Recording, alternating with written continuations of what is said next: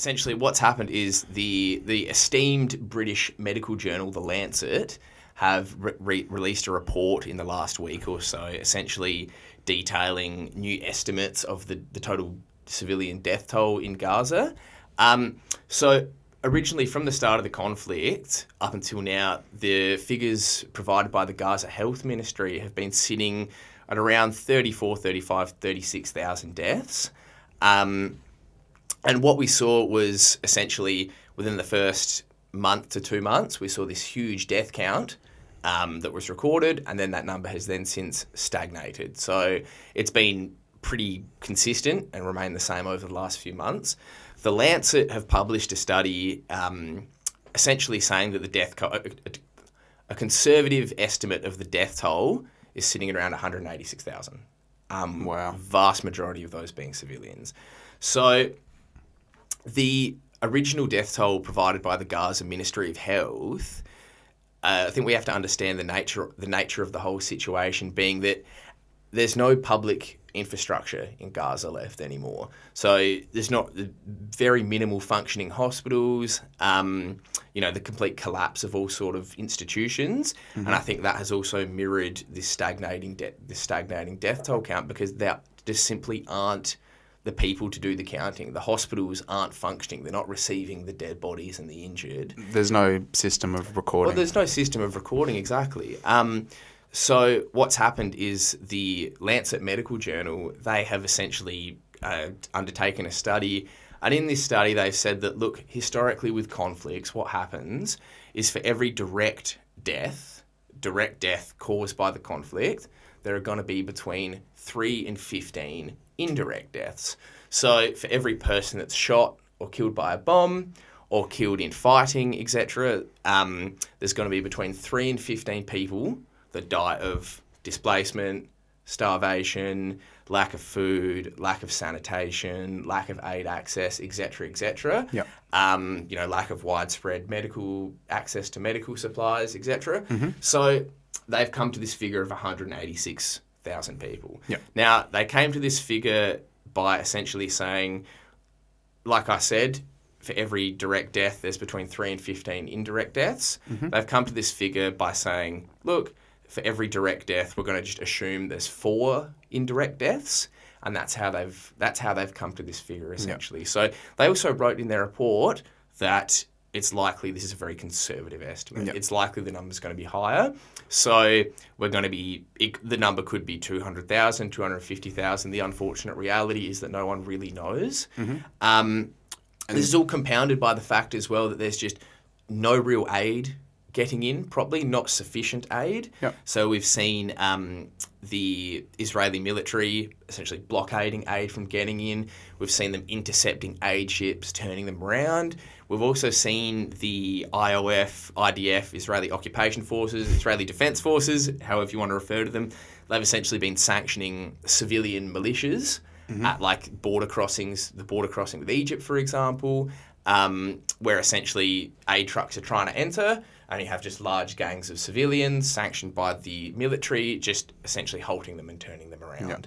I was just going to say is those initial numbers of 40,000 dead was confirmed by Lloyd Austin, who's the Secretary of Defense for the United States government. Correct. So these aren't necessarily numbers by the Hamas-run health ministry. Yeah, well, they're not numbers from Palestinian sources. These are numbers that are recognised by the US government. Mm-hmm. Correct. And now you're saying that the Lancet, which is a esteemed medical journal, has done this investigation saying those numbers are just far lower, deflated. Far lower. It shouldn't be surprising because if you've seen any of the footage of what's going on, people on the brink of starvation, all the other disease that are caused by lack of sanitation. Yeah.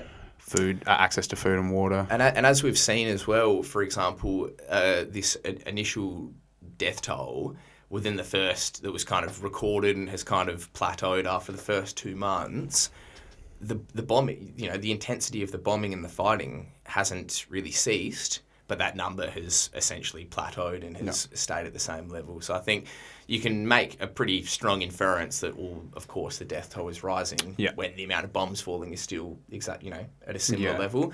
It's also funny to note that the Israeli government has been has been always saying, oh, you can't trust the numbers given by the Hamas-run health ministry, for example. And now we're seeing that those numbers are accepted by the Americans as well. That health ministry has always been taken as factual by the American and Australian governments. And although we say the Hamas-run health ministry, I mean, any population still needs to have a functioning government, and functioning institutions, right. and they, despite all the pressure they have been under, you know, being blockaded for the last X amount of years, they still have managed to have some sort of public schooling system, you know, healthcare, you know, garbage collection, etc. All the fundamental pillars that make up, you know, a semi-functioning state and state institutions. Yep. So unfortunately, that's what we're looking at, and it's most likely that the number is quite a bit higher than that as well. Which leads us to what you were talking about, we were discussing earlier, Jordie, is the new appointment. So yes, there's been a special envoy to anti-Semitism appointed by Anthony Albanese, the Australian Prime Minister.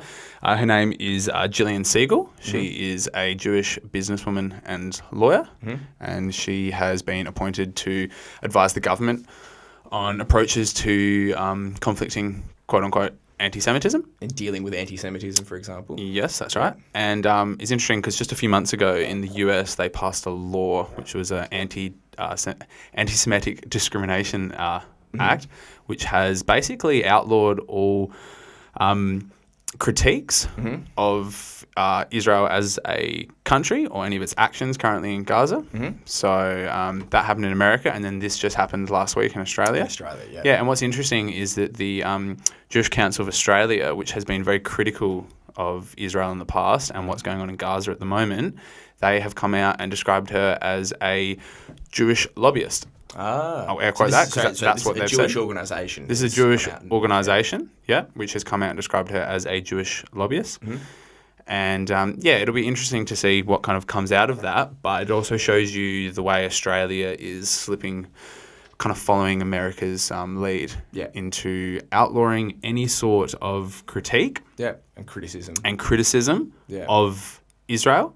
And I think it's important to point out that any sort of criticism of a nation or a military or any of its public or political figures shouldn't be conflated with being racist towards that country. No, absolutely. That's exactly right. You can criticise Israel's actions at the moment without being quote-unquote anti-Semitic or being racist towards the people of that country.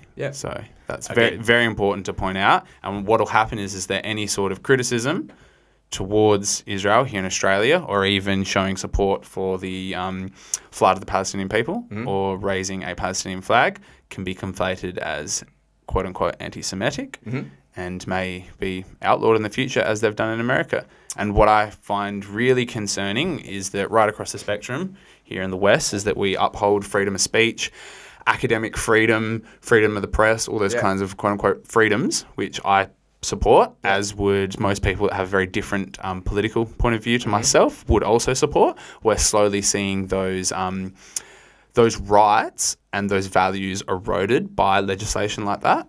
So it's very concerning to see. Well, that's supposedly what sets the Western liberal democracies apart from the more authoritarian axis of evil countries, the axis like Russia of and China and Iran and Venezuela and add X country to the said list, is the fact that we do supposedly have freedom of political discourse. That's right, and we should. And it's, as I've said, it's the reason that you and I can sit here and discuss these things. And I never thought that right now I would have to be really cautious about the words I'm saying and uploading onto the internet just because of what's now happening with these kinds of laws. We, of course, approach, critiquing a government that may or may not be essentially undertaking a large ethnic cleansing campaign, shall we say. Correct, that's right. And I think it's important to point out is that public pressure is the way that policy and politics is changed and altered. A lot of people say that demonstrating, or even like, for example, the civil rights movements is a good case,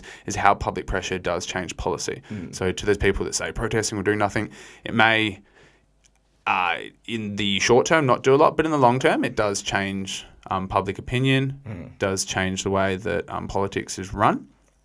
And you've got to remember that the way that apartheid South Africa was defeated was because of global pressure, global sanctions. And here in Australia, the Conservatives at the time under the Liberal Prime Minister, they were heavily critical of apartheid South Africa. Exactly, yeah. So, and that is interesting actually as well, because funnily enough, one of the main reasons that the apartheid system in South Africa and that government did crumble was because they were sanctioned by the United States. So, for example, not allowed to sell them weapons anymore. Yep. For example, not allowed to sell them arms. And one way that they got around that, on paper, they weren't allowed to sell the weapons and arms.